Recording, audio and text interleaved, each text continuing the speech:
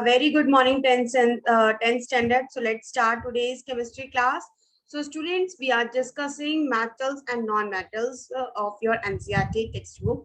So student, in this chapter, we have already discussed about physical properties of metals and non-metals. We learned different physical property like metals can conduct the heat and electricity. Metals are called conductors. Metals can produce sound. Metals are lustrous, and we have already discussed some exceptions from the metals and non-metals. So student, I hope you all have understood the physical properties of metal and non-metal.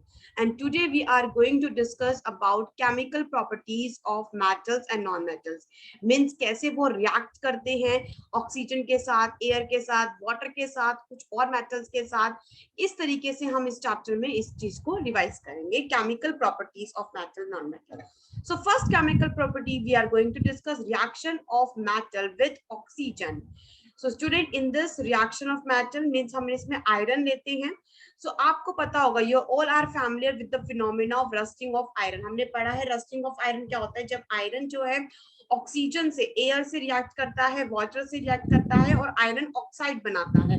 तो वो जो iron oxide होता है like this, यही हमारा होता है rusting. तो ये क्या है, एक तरह से केमिकल रिएक्शन है. So what do you mean by chemical reaction? Student, in chemical reaction means when new substance is formed, chemically new substance is formed, is known as chemical reaction. So then this is the reaction between the iron and the oxygen.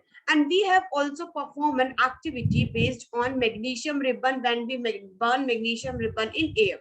तो Mg plus O it will give magnesium oxide. तो पहले हम oxide की formation हमने देखी जब हमने iron को रिएक्ट करवाया वाटर और ऑक्सीजन के साथ, तो हमने देखा ऑक्साइड बने. जब हमने मैग्नीशियम को बर्न किया एयर में, तब भी वो ऑक्साइड बना. तो हमने देखा जब हम मेटल को ऑक्सीजन के साथ रिएक्ट कर रहे हैं तो मेटल ऑक्साइड बन रहे हैं. जैसे कि आप इसमें देखिए, metal plus oxygen gives metal oxide. Iron if exposed to air and water form rust, like iron. Oxygen plus water gives rust, that is Fe3O4 plus hydrogen gas. Next example on the reaction of metal with oxygen, like copper vessel. When a copper vessel is exposed to moist air for long, it acquire dull green coating. जब हम copper vessel को बहुत देर तक एक moist air में रखेंगे तो हम देखेंगे उसके ऊपर एक डल ग्रीन कलर की कोटिंग आ जाती है. ये जो ग्रीन मिक्सचर होता है student, this is known as copper hydroxide and copper carbonate. So copper plus water plus carbon dioxide, oxygen will give copper hydroxide and copper carbonate moist air. So इसी को हम बोलते हैं, जब कॉपर हमने देखा, जब कॉपर एक्सपोज्ड हुआ मॉइस्ट एयर में तो उसने वो क्या बनाएगा, वो कॉपर ऑक्साइड बनाएगा. Okay, now next reaction of metal magnesium with oxygen. Now recall the activity of burning spoon magnesium ribbon. तो इसमें भी उसने क्या बना है, वो क्या बनाएगा, वो हमारा बनाएगा मैग्नीशियम ऑक्साइड. तो magnesium plus oxygen give you magnesium oxide. और जब हम कॉपर को खाली ऑक्सीजन के साथ रिएक्ट करवाएंगे तो वो बनाएगा copper oxide. What happens when metals are burned in air? तो अभी हमने डिस्कस किया एयर क्या है, ऑक्सीजन ही है. तो हमने अभी डिस्कस किया कैसे वो रिएक्ट कर रहे हैं. तो अब हम इस पे डिस्कस करेंगे एक्टिविटी. तो आपको कोई भी एक सैंपल लेना है. Hold any sample taken above the pair of tongs, burning of a flame and repeat the other. Product लेना है, कोई भी मैग्नीशियम ले सकते हैं, कॉपर ले सकते हैं, आयरन ले सकते हैं, और उसके प्रोडक्ट को कलेक्ट करना है अब मेटल सरफेस को कूल करके. Which metal burn easily? What flame color did you observe when metal burn? How does the metal surface appears after burning? तो ये सारे questions आपको इसके आंसर देने हैं. So student, for example, ये आप देखेंगे, ये reactions आप देखेंगे. For example, when copper react combines with oxygen, it form copper second oxide, जो कि कैसे कलर का होता है, ब्लैक ऑक्साइड का होता है. तो copper plus oxygen give you copper second oxide. ऐसे अगर हम एक और मेटल लेते हैं एल्यूमिनियम का, तो एल्यूमिनियम भी एक ऑक्सीजन से रिएक्ट करवाएगा तो क्या बनेगा वो, and it will become oxide, that is aluminium oxide Al2O3. Now recall from chapter 2, हमने देखा था कि कॉपर ऑक्साइड जब रिएक्ट करता है हाइड्रोक्लोरिक एसिड के साथ, so we have learn metal oxides are basic in nature, है ना। हमने पढ़ा, जो स्टूडेंट्स हमने ये भी पढ़ा था अपने एसिड बेसिस में भी, जो मेटल ऑक्साइड्स होते हैं जितने भी हमारे Al2O3 है, कॉपर ऑक्साइड है, मैग्नीशियम ऑक्साइड है, ये सारे के सारे बेसिक इन नेचर होते हैं। बट जो हमारे मेटल ऑक्साइड्स होते हैं like aluminium oxide, zinc oxide, show acidic as well as basic behaviour. तो ऐसे मेटल ऑक्साइड जो हमारे एसिड्स और बेसिस दोनों का बिहेवियर शो करते हैं, ऐसे एसिड्स, ऐसे कंपाउंड्स को हम बोलते हैं एम्फोटेरिक ऑक्साइड। तो what are amphoteric oxides? Amphoteric oxides are those metal oxides which react with both acids and bases and produce salt and water. जो हमारे एसिड के साथ भी रिएक्ट करते हैं और एसिडिक भी होते हैं और बेसिक बिहेवियर भी फॉलो करते हैं, तो उनको हम बोलते हैं एम्फोटेरिक ऑक्साइड। तो जो हमारा एल्यूमिनियम ऑक्साइड होता है वो हमारा एसिड के साथ भी फॉर्म करता है और बेसिक के साथ भी। लाइक हम अगर हम एल्यूमिनियम ऑक्साइड को हमने HCl के साथ रिएक्ट करवाया तो it will become aluminium chloride. And जब हमने एल्यूमिनियम ऑक्साइड को हमने बेस के साथ सोडियम हाइड्रोक्साइड के साथ रिएक्ट करवाया तो it will become sodium aluminate, that is a salt and water. तो हमने डिस्कस किया जो मेटल्स होते हैं वो ऑक्सीजन के साथ रिएक्ट करके क्या बनाते हैं, ऑक्साइड्स बनाते हैं। जितने भी हमारे मेटल ऑक्साइड्स होते हैं आर बेसिक इन नेचर।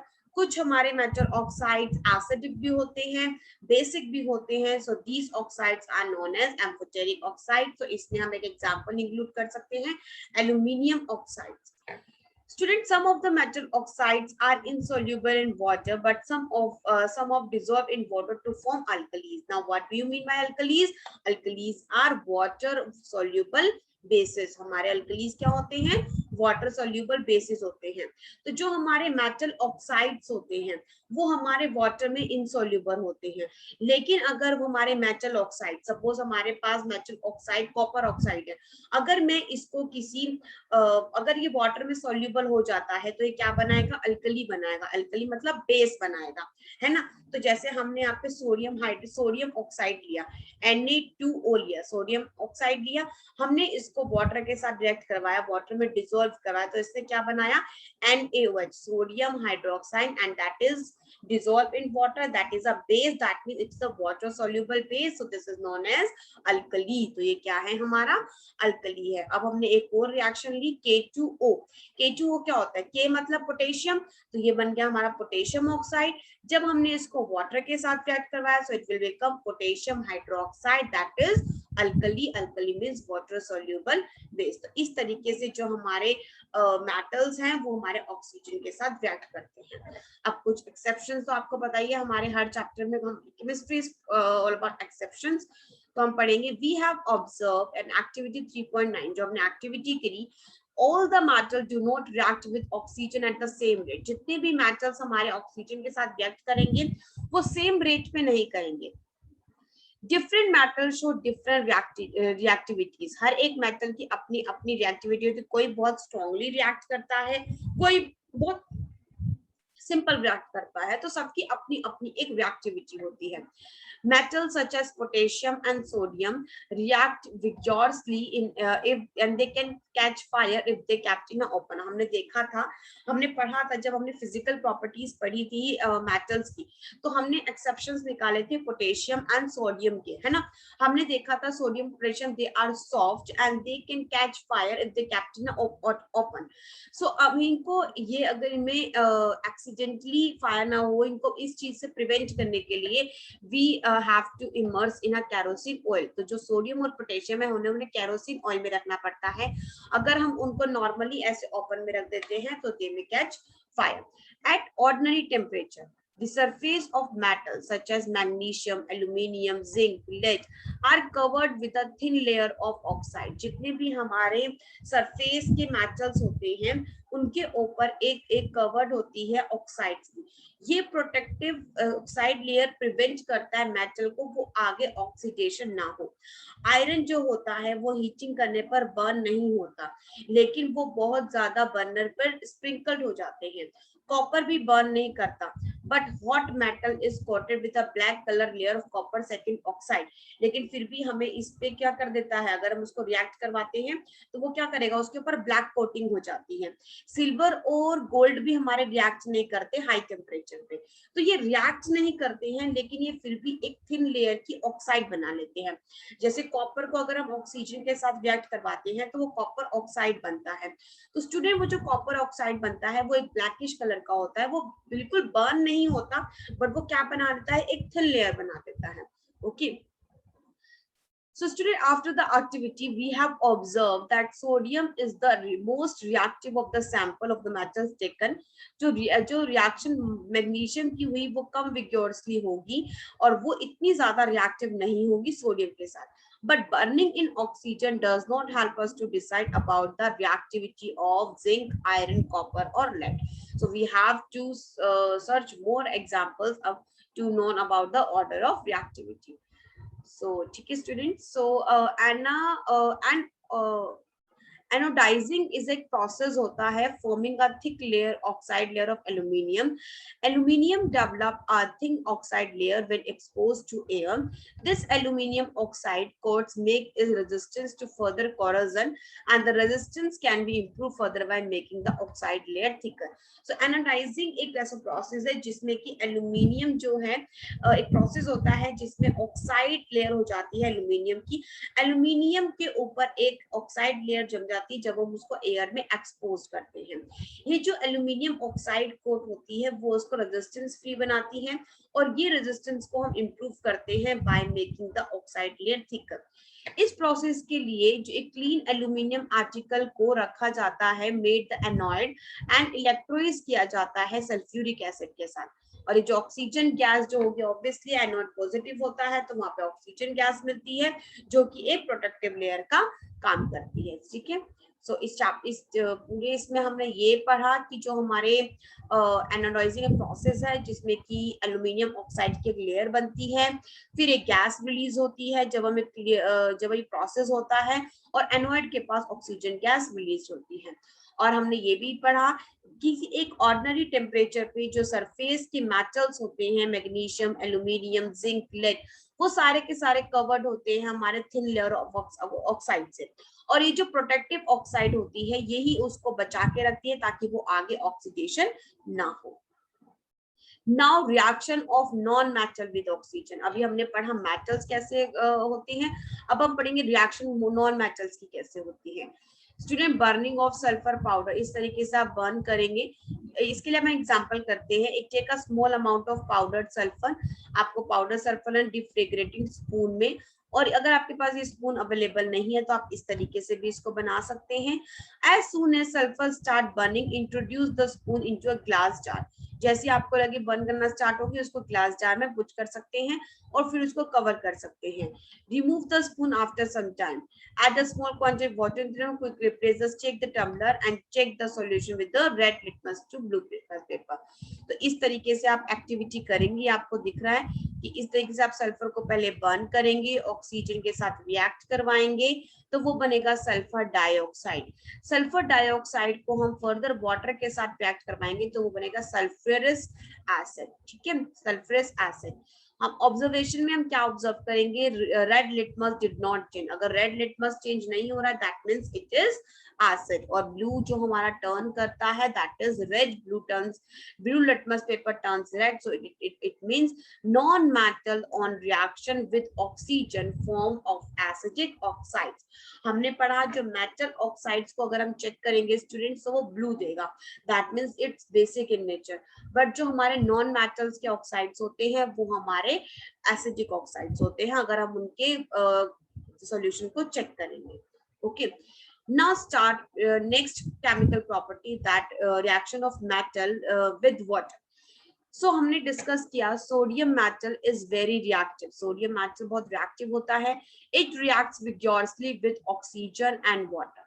और इस प्रोसेस में स्टूडेंट बहुत ज्यादा हीट जनरेट होती है. इसमें आपको क्या करना है, वाटर लेना है, फिर half of the volume to carefully cut small piece of sodium metal and उसको अच्छे से फिल्टर पेपर रखिए उसको ताकि वो अच्छे से सूख जाए। व्हेन रिएक्शन, अब उसको पुट कर दीजिए किसमें, वाटर में। When reaction stop touch the beaker, is it hot और cold? Obviously it is very hot. Sodium react vigorously, rapidly with the water. The beaker appears hot after the reaction, indicate that lot of heat is released during this. And जब आप इसको check करेंगे so red litmus paper किस में change हो जाएगा, blue में। That means कि मेटल जब रिएक्ट करते हैं वाटर के साथ तो वो बहुत ज्यादा एनर्जी रिलीज करते हैं और अल्कलीन बनाते हैं। अल्कलीन बना है ना, रेड टू ब्लू हुआ है, that means they also basic solution. So और हम इसकी एक्टिविटी भी कर सकते हैं, जैसे हमने अभी एक्टिविटी पढ़ी, दूसरी एक्टिविटी से समझ लेते हैं। Collect the sample of same metals, जो हमने पहले यूज करे थे। Put small piece of sample separately in a half beaker with cold water, और आपको इस हिसाब से उसकी रिएक्टिविटी सीरीज देखनी है, कौन सबसे ज्यादा रिएक्टिव। तो इस तरीके से हम एक्शन ऑफ स्टीम देख सकते हैं। हमने क्या यहाँ पे हमने बर्नर यूज किया है, glass wool socked in water, metal sample लिया है, ये हमने एक सेटअप लगाया है, स्टेट है, और हम यहाँ से हाइड्रोजन गैस है और वाटर है, और ये हमारा एक स्टैंड है। तो हम यहाँ देखेंगे कि ये जो पॉप साउंड है, बबल्स है, ये क्या इंडिकेट कर रही है कि हॉट की हाइड्रोजन गैस है। सो स्टूडेंट, मेटल्स जब रिएक्ट करते हैं वाटर के साथ तो वो मेटल ऑक्साइड बनाते हैं और हाइड्रोजन गैस रिलीज करते हैं। मेटल ऑक्साइड ये सोल्यूबल इन वाटर होते हैं, तो अगर वो वाटर में सोल्यूबल है तो मेटल हाइड्रोक्साइड बनाएंगे। लेकिन स्टूडेंट, सारे मेटल्स वाटर के साथ रिएक्ट नहीं करते। अब हमने इसमें क्या पढ़ा, metal plus water, metal oxide plus hydrogen gas.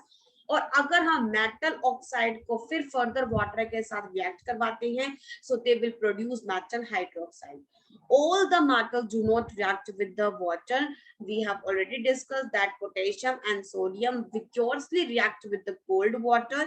In case of sodium or potassium, the reaction is so exo-violent and exothermic, and if and they may catch fire also. अगर हम पोटेशियम और वाटर के साथ react करवाएंगे तो हमें KOH मिलेगा, हमें अल्कलीन मिलता है और हाइड्रोजन और हीट एनर्जी मिलती है। So this is the whole process about how metals can react with the water. ना reaction of calcium with water. अब हम कैल्शियम एक मेटल ले लेते हैं स्टूडेंट, अब हमने कैल्शियम ले लिया है, अब कैल्शियम कैसे रिएक्ट करेगा वाटर के साथ। इसमें क्या होगा स्टूडेंट, जो हीट इवॉल्व होती है वो इतनी ज्यादा सफिशिएंट नहीं होती कि वो मतलब इतना ज्यादा विगोरसली रिएक्ट नहीं करेगा।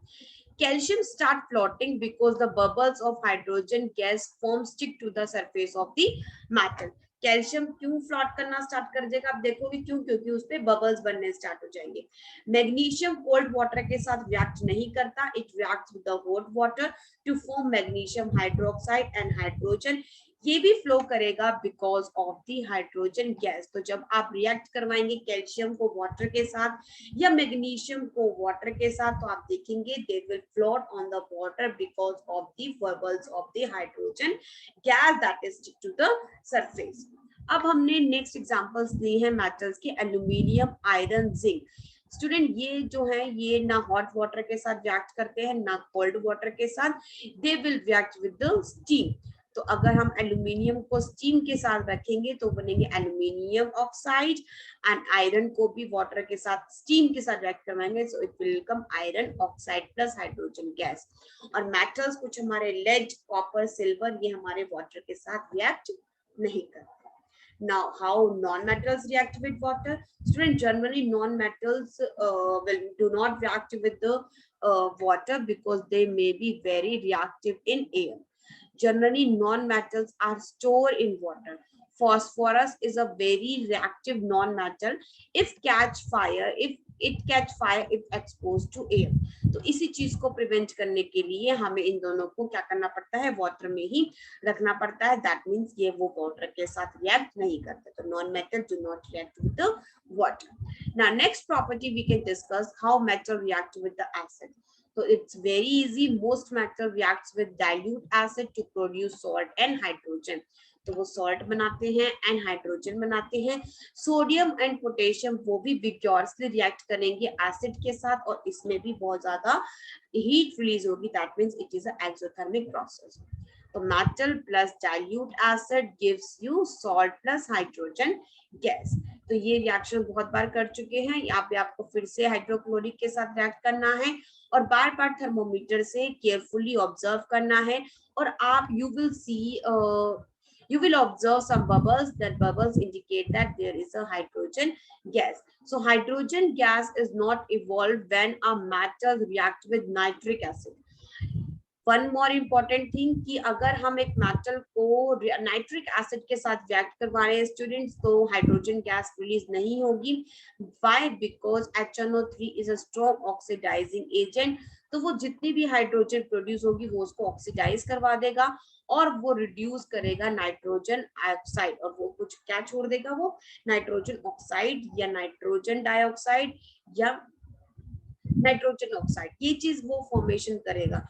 बट मैग्नीशियम और मैग्नीज हमारे नाइट्रिक एसिड के साथ हाइड्रोजन गैस देंगे, लेकिन बस एक मैग्नीज और मैग्नीशियम ही ऐसे हैं जो नाइट्रिक एसिड के साथ हाइड्रोजन गैस देंगे, but rest of the metal will not give hydrogen gas when they react with the nitric acid, because nitric acid is a strong oxidising agent. It will oxidize the hydrogen gas which will produce during the reaction.